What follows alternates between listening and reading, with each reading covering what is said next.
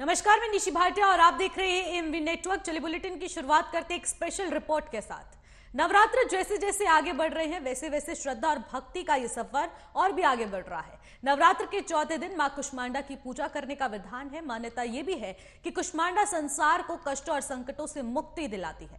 मां को ज्ञान, बुद्धि, विद्या की देवी माना जाता है। मां कुष्मांडा की पूजा करने से सब निरोग हो जाते हैं और उन्हें आशीर्वाद मिलता है। देखिए report. Uttarakhand global investors summit 2023 के लिए दुबई में आयोजित रोड शो में मुख्यमंत्री पुष्कर सिंह धामी ने मंगलवार को कई उद्योग समूह के प्रतिनिधियों के साथ बैठक की है। मुख्यमंत्री की उपस्थिति में दुबई में पहले दिन 11,925 करोड़ के इन्वेस्टर्स MOU साइन किए जा चुके हैं। पहले सत्र में 5,450 करोड़ के, जबकि दूसरे सत्र में 6,475 करोड़ के MOU किए गए हैं, जिसमें पर्यटन, शिक्षा, इंफ्रा, रियल एस्टेट से लेकर कई उद्योग समूह के साथ 5,450 करोड़ के निवेश का करार किया गया है। वहीं मुख्यमंत्री पुष्कर सिंह धामी ने सभी उद्योग धारकों को आगामी 8 और 9 दिसंबर को देहरादून में आयोजित होने वाली समिट के लिए निमंत्रण भी दिया है। इस दौरान मुख्यमंत्री धामी के साथ कैबिनेट मंत्री डॉक्टर धन सिंह रावत भी मौजूद रहे। उत्तराखंड सरकार और विभिन्न उद्योग समूह के साथ इन्वेस्टर्स MOU साइन किए गए हैं।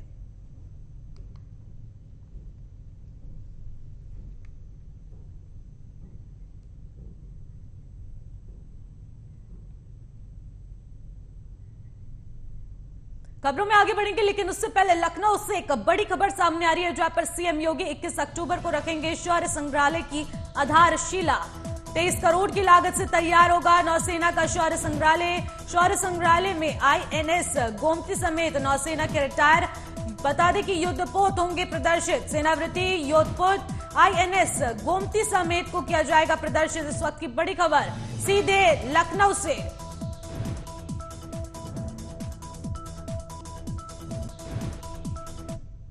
इस खबर पर अधिक जानकारी के साथ हमारे संवाददाता हमारे साथ जुड़ चुके हैं। सिद्धार्थ, जिस तरीके से लगातार खबर आ रही है कि योगी आदित्यनाथ 21 अक्टूबर को एक कार्यक्रम में शिरकत करेंगे और ये कार्यक्रम बेहद महत्वपूर्ण होने वाला है, क्योंकि इसका नाम शौर्य संग्रहालय दिया जा रहा है। इसको लेकर फिलहाल क्या अपडेट है? संग्रहालय है, उसके आधार रखेंगे। संयुक्त पद पर पुलिस मुख्यालय का 30 करोड़ की लागत से नौसेना का सौर संग्रहालय बनेगा। सौर संग्रहालय में INS नौसेना के रिटायर्ड युद्धपोतों का देखिए, भारत पहला ऐसा संग्रहालय है यहाँ पर इस तरीके से लाकर रखा जाएगा। और कहीं ना कहीं जब हिस्टोरिकल पॉइंट ऑफ व्यू से देखा जाए तो ये काफी महत्वपूर्ण है। और तो कहीं ना कहीं 21 अक्टूबर को इसका उद्घाटन होगा। और ये जो हो चुके जो युद्धपोत है। बहुत बहुत शुक्रिया सिद्धार्थ तमाम जानकारी के लिए। और इसी के साथ अगली खबर का रुख करते हैं। राजधानी देहरादून में दिसंबर में होने वाले इन्वेस्टर समिट को लेकर तैयारियां तेज हो चुकी हैं। संबंधित सभी विभागीय अधिकारी ग्लोबल इन्वेस्टर समिट के सफल आयोजन के लिए तैयारी करने में जुट चुके हैं। जहां मसूरी देहरादून विकास प्राधिकरण देहरादून के सौंदर्यकरण के कार्यों को कर रहा है। करीब 60 करोड़ से ज्यादा के सौंदर्यकरण के कार्य किए जा रहे हैं। बता दें कि MDDA के उपाध्यक्ष बंशीधर तिवारी ने बताया है कि ग्लोबल इन्वेस्टर समिट के लिए राजधानी देहरादून की करीब 111 किलोमीटर लंबे मार्गों का सौंदर्यकरण किया जा रहा है। इसके लिए प्राधिकरण ने करीब 60 करोड़ के बजट प्रावधान को पारित किया है। उन्होंने कहा कि शहर की दीवारों पर प्रदेश की ऐतिहासिक और सांस्कृतिक विरासत को दर्शाया जाएगा। स्वच्छ दून, हरित दून की थीम पर शहरों को सुंदर बनाया जाएगा। उत्तराखंड ग्लोबल इन्वेस्टर समिट के तहत शहर को संवारने के लिए MDDA ने विस्तृत कार्य योजना तैयार की है।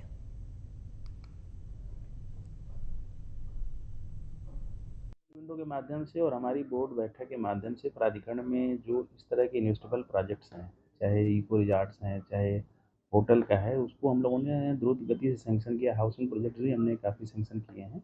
तो अब तक अगर हम वैल्यू की बात करें तो 5,000 करोड़ से ज़्यादा के मानचित्र हम लोग वैल्यू की स्वीकृत कर चुके हैं, जो आने वाले समय में निश्चित रूप से निवेश के लिए यहाँ पर चाहे हॉस्पिटैलिटी हो, चाहे एजुकेशन हो, चाहे हाउसिंग हो, तो तीनों नज़रिए से अच्छा रहेगा प्रदेश के लिए। जो माननीय मुख्यमंत्री जी का दुबई दौरा है, उसमें भी जो इंडस्ट्री डिपार्टमेंट ने अपने सेक्टर, फोकस सेक्टर जो तय किए हैं, उसमें भी काफ़ी निवेशकों को लेकर के रुझान। इसी बीच एक और बड़ी खबर सीधे लखनऊ से सामने आ रही है, जहां पर सपा अध्यक्ष अखिलेश यादव का आज कन्नौज का दौरा है। दोपहर 1 बजे कन्नौज पहुंचेंगे अखिलेश यादव। पूर्व MLA अनिल दोहरे से जिसे कहेंगे वहां उन्हें श्रद्धांजलि देने पहुंचेंगे। अनिल दौरे के परिजनों से मुलाकात भी करेंगे अखिलेश। बता दें कि नसरापुर विधायक आवास पहुंचेंगे अखिलेश यादव। इस बड़ी की जानकारी हम बता रहे हैं जो लखनऊ से सामने आ रही है, जहां पर नसरा विधायक आवास पहुंचेंगे अखिलेश यादव। इस वक्त की बड़ी खबर सीधे लखनऊ से। सपा अध्यक्ष अखिलेश यादव का आज कन्नौज दौरा होने वाला है। दोपहर 1 बजे कन्नौज पहुंचेंगे अखिलेश यादव। इस बड़ी बता दें कि पूर्व एमएलए अनिल दौरे को देंगे श्रद्धांजलि। अनिल दौरे के परिजनों से मुलाकात करेंगे अखिलेश यादव। नसरापुर विधायक आवास पहुंचेंगे अखिलेश यादव। बड़ी जानकारी इस वक्त की सीधे लखनऊ से, जहां पर आज अखिलेश यादव का कन्नौज का दौरा होने वाला है। इस दौरे को काफी अहम माना जा रहा है। दोपहर 1 बजे कन्नौज पहुंच जाएंगे अखिलेश यादव। पूर्व एमएलए अनिल दौरे से मुलाकात के बाद ये उन्हें श्रद्धांजलि देंगे, वहां पर पुष्प अर्पित करेंगे। इसके बाद कई कार्यक्रमों में शिरकत भी करेंगे। बड़ी खबर इस वक्त की सीधे लखनऊ से। सपा अध्यक्ष अखिलेश यादव का कन्नौज दौरा आज।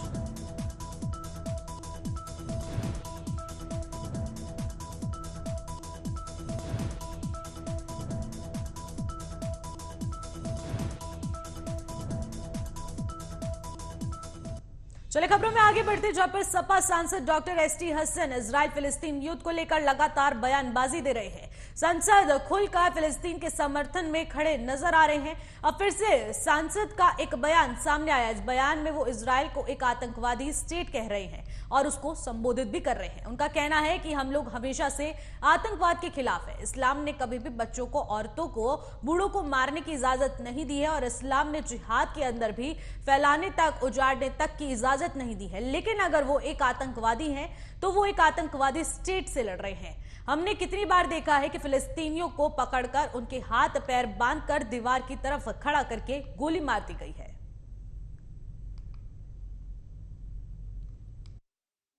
देखिए, हम लोग हमेशा से आतंकवाद के खिलाफ हैं।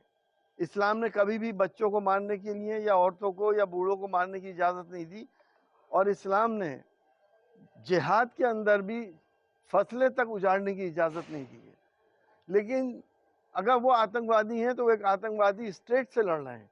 इसराइल का पूरा इतिहास है जिसने आतंकवादी सिलसिला पिछले 70 साल से बना रखा है। उसने जो जुल्म करे हैं वो किसी से छुपे हुए नहीं है। हमने कितनी बार देखा है और आप लोगों ने दिखाया है कि फ़लस्तीनियों को पकड़ के, उनको बांध के, हाथ पैर बांध के दीवार की तरफ खड़ा करके गोलियां मार दी गई, बच्चों के ऊपर बॉम्बिंग कर दी गई, कितने बच्चे मर गए। आज भी इसराइल ने जो अंधाधुंध बॉम्बिंग करी है जिसमें तकरीबन 1100 बच्चे शहीद हो गए, 3000 फ़लस्तीनी मर गए, वो भी शहीद हुए। तो आज दुनिया खामोश क्यों है कि उन बच्चों को नहीं देख रही कि वो भूखे प्यासे, बीमार, जख्मी बच्चे अपने रोते हुए, उनके आंसू नहीं दिखाई दे रहे कि वो अपने माँ बाप को ढूंढ रहे हैं। आज दुनिया क्यों खामोश है? क्या ये सिर्फ मुसलमान ही इकट्ठे ना हो बल्कि पूरी दुनिया इकट्ठी हो? इस 17 अक्टूबर 2023 तक चारधाम दर्शन करने वाले तीर्थयात्रियों की संख्या 50 लाख के पार पहुंच गई है। इसके साथ ही लगभग 5,41,000 वाहन भी चारधाम पहुंचे। वर्तमान में रिकॉर्ड स्तर पर यात्री अपनी उपस्थिति दर्ज करा चुके हैं। यात्रा शुरू होने के बाद केदारनाथ धाम में लगभग 17,08,000, बद्रीनाथ धाम में 15,90,000, गंगोत्री में 8,46,000 और यमुनोत्री में 6,94,000, वहीं हेमकुंड साहिब में 1,77,000 से अधिक श्रद्धालु द्वारा दर्शन किया जा चुका है। फिलहाल श्री हेमकुंड साहिब के कपाट शीतकाल के लिए बंद कर दिए गए हैं। तो आपको बता दें, भक्तों का उत्साह दिखाई नहीं दिख रहा है। जिस तरीके से वहां पर तीर्थयात्री पहुंच रहे हैं उनका आंकड़ा अब लगातार बढ़ता जा रहा है। रिकॉर्ड तोड़ आंकड़ा पहुंच चुका है। शीतकाल के लिए हेमकुंड साहिब के कपाट हालांकि बंद हो गए हैं, लेकिन इससे पहले भक्तों का तांता हेमकुंड साहिब हो, गंगोत्री धाम हो या यमुनोत्री हो, केदारनाथ हो या बद्रीनाथ, वहां पर लगातार लोगों का तांता लगा हुआ था। भक्तों के उत्साह ने बनाया इतिहास। आपको बता दें कि ये कुछ तस्वीरें बद्रीनाथ धाम की है। इसके अलावा हेमकुंड साहिब की तस्वीरें भी आपने देखी, किस तरीके से वहां पर भक्तों का तांता लगा हुआ नजर आया है। शीतकाल के लिए हेमकुंड साहिब के शायद कपाट बंद हो चुके हों, लेकिन भक्तों के उत्साह ने इस रिकॉर्ड को तोड़ दिया है। तीर्थयात्रियों की संख्या 50 लाख के पार पहुंच चुकी।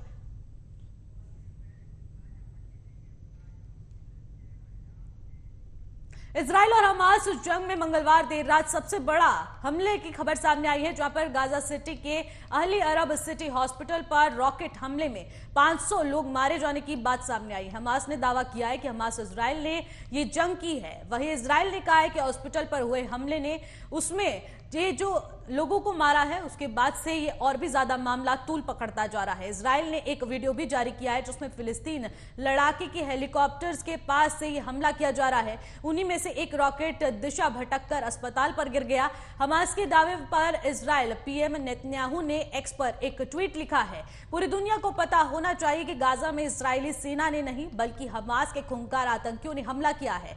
जिन लोगों ने हमारे बच्चों की बेरहमी से हत्या की है वो अपने बच्चों की भी हत्यारों की एक सजा काटेंगे।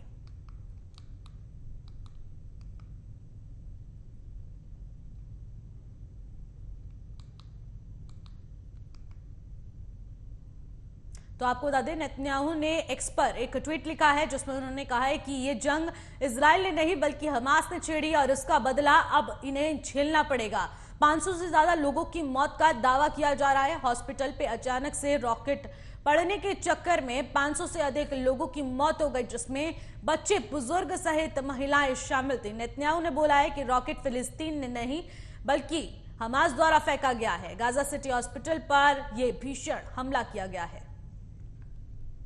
फिलिस्तीन के चरमपंथ संगठन हमास के भीषण हमले के बाद इजराइल के जंग माहौल से निकलकर 286 और नागरिकों को भारत के चरित्र ऑपरेशन अजय के तहत नई दिल्ली लाया गया है। इसमें नेपाल के भी 18 नागरिक शामिल हैं। सूचना एवं प्रसारण राज्य मंत्री एल मरुगन ने हवाई अड्डे पर इन सभी नागरिकों का स्वागत किया है। इन सभी को ऑपरेशन के तहत विशेष चार्टर्ड प्लेन से स्वदेश लाया गया है। विदेश मंत्रालय के प्रवक्ता अर्दम बागची ने कहा है कि ऑपरेशन अजय के तहत 5वीं उड़ान में 18 नेपाली नागरिकों सहित 246 यात्रियों को वापस लाया गया है।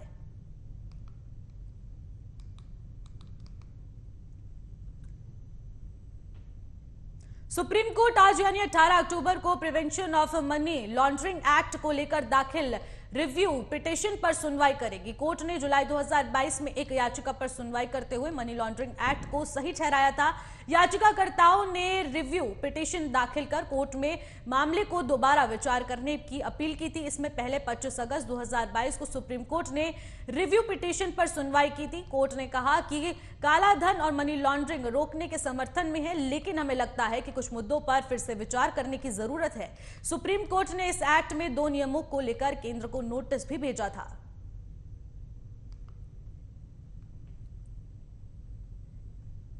चले खबरों में आगे बढ़ती, जहां पर मध्य प्रदेश में कांग्रेस ने आगामी विधानसभा चुनाव के लिए घोषणा पत्र जारी कर दिया है।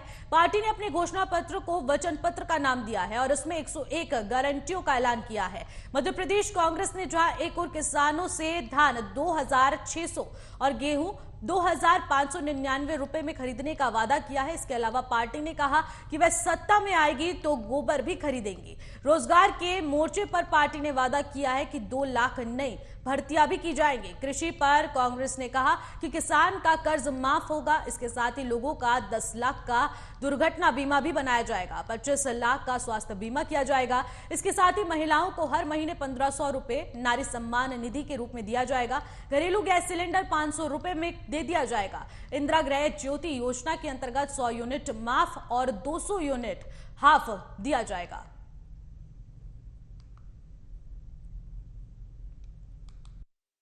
हमारी आबादी जुड़ी हुई है कृषि क्षेत्र से। हमारी अर्थव्यवस्था की नींव है हमारा कृषि क्षेत्र और यही बहुत बड़ी प्राथमिकता है। मध्य प्रदेश किसानों का प्रदेश है। हम चाहते हैं कि किसानों को फसलों के उतने दाम मिलें जितने में उनका घर भी चले और 2 पैसे भी बचे। हमारे किराने की दुकान गांव-गांव में भी चले और किसानों की जेब में पैसा होता है तो किराने की दुकान भी चलती है। हमने किसानों के हक में देश का सबसे बड़ी क्रांतिकारी निर्णय लिया है। कांग्रेस सरकार धान 2500 रुपए प्रति क्विंटल खरीदेगी। हम गेहूं 2600 रुपए क्विंटल पर खरीदेंगे और मेरा मिशन है मेरा मिशन है कि किसान को 3,000 रुपए प्रति क्विंटल कीमत हम दें। ये मेरा मिशन है और ये मेरा वचन है। 2024 विधानसभा चुनाव को लेकर अब इंदौर में लगातार मुश्किलें बढ़ती जा रही हैं। आपको बता दें, मध्य प्रदेश की इंदौर एक विधानसभा सीट से भारतीय जनता पार्टी के उम्मीदवार कैलाश विजयवर्गीय की मुश्किलें बढ़ती जा रही हैं। चुनाव आयोग ने उनके बयान पर संज्ञान लिया है। आयोग ने इस मामले में इंदौर जिला निर्वाचन अधिकारी और collectorate doctor Ilaiya Raja T को विस्तृत रिपोर्ट मांगी है। जांच में जो तथ्य सामने आएंगे उसको उसी आधार पर कार्रवाई की जाएगी। कैलाश विजयवर्गीय एक बार फिर अपने बयान से इस बार चुनाव आयोग की नजरों में आ गए हैं। दरअसल कैलाश विजयवर्गीय ने एक कार्यकर्ता सम्मेलन के दौरान कांग्रेस मुक्त बूथ बनाने का अध्यक्ष को 51,000 का इनाम देने की घोषणा की थी, जिसका वीडियो भी वायरल हुआ था। इस पर लोगों ने सवाल उठाए थे। इस मामले में citizen for justice and PC संस्थान ने कैलाश विजयवर्गीय के खिलाफ सख्त कार्रवाई की मांग की है।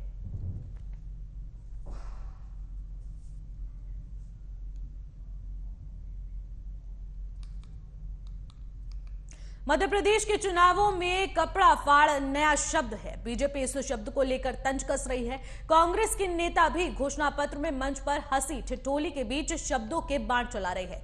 ये तंज दरअसल प्रदेश कांग्रेस अध्यक्ष कमलनाथ ने एक वीडियो वायरल पर करा है, जिसमें कमलनाथ एक नेता के समर्थन में कह रहे हैं कि दिग्विजय सिंह और जयवर्धन सिंह के कपड़े फाड़ो। कांग्रेस जब अपना घोषणा पत्र जारी कर रही थी तब दिग्विजय सिंह ने पहले फॉर्म में दस्तक की थी और उसके बाद कमलनाथ ने मजाक में कहा कि दिग्विजय को पावर ऑफ अटॉर्नी दी जाए। वहीं दिग्विजय सिंह ने कहा कि नामांकन पत्र के साथ जमा होने वाले ए फॉर्म और बी फॉर्म पर प्रदेश अध्यक्ष के दस्तखत होने चाहिए। कपड़े भी उन्होंने ही फाड़े हैं। और वहीं कमलनाथ ने हंसते हुए कहा कि मैंने पावर ऑफ अटॉर्नी गालियां सुनने को दी है। अरे भाई सुन लो, उससे ज्यादा तो मैं चाहता हूँ। ये बात मैंने दिग्विजय सिंह और जयवर्धन को समझ रहे क्यों पर छोड़ दी। अरे भाई सुन लो, मैंने कहा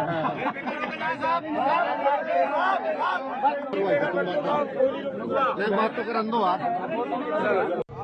अरे भाई सुन लो, उससे ज्यादा तो मध्य प्रदेश में होने वाले आगामी चुनाव को लेकर अब बची हुई सीटों का ऐलान किया जा सकता है। आज की तारीख में इन सीटों पर ऐलान किया जा सकता है। तो आपको बता दें, मध्य प्रदेश विधानसभा चुनाव के लिए भारतीय जनता पार्टी की बची 94 सीटों पर आज उम्मीदवारों का ऐलान हो सकता है। दिल्ली में राष्ट्रीय अध्यक्ष जेपी नड्डा के निवास पर कोर ग्रुप की बैठक हुई है। इस बैठक में बाकी बचे नामों पर मंथन हुआ है। इस बैठक में सीएम शिवराज सिंह चौहान, प्रदेश चुनाव प्रभारी भूपेंद्र यादव, नरेंद्र सिंह तोमर, कैलाश विजयवर्गीय, बीजेपी प्रदेश अध्यक्ष वीडी शर्मा, हिमंत शर्मा और इसको लेकर बताया जा रहा है कि बाकी बचे 94 नामों में से बीजेपी अपनी 5वीं सूची में लगभग 50 नामों का ऐलान कर सकती है।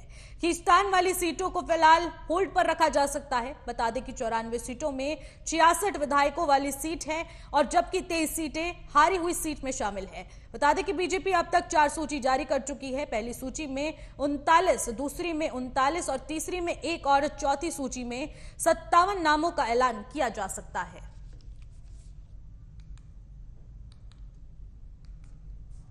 फिलहाल इन खबरों में बस इतना ही। देश और दुनिया की तमाम बड़ी खबरों के लिए देखते रहेगा एएमवी नेटवर्क।